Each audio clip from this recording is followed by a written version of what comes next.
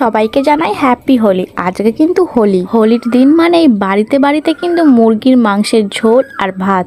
বরমশাই সকাল সকাল কিন্তু রং কিনতে বেরিয়ে গেছে যে ঘরে এসে দোল খেলে মুরগির ঝোল আর ভাত খাবে। তো যাই হোক, সেইটা তো আর হলো না, কারণ আজকে পূর্ণিমা, আমাদের এখানে খায় না। আর আমাবস্যা পূর্ণিমাতে মাংস খাওয়াটা ঠিক উচিত নয়। তাই আর কি হয়ে গেল, গরম গরম ফুলকো ফুলকো লুচি আর ঘুগনি। বরমশাই দোকান থেকে রং কিনে নিয়ে এসে আয়াম তো অবাক।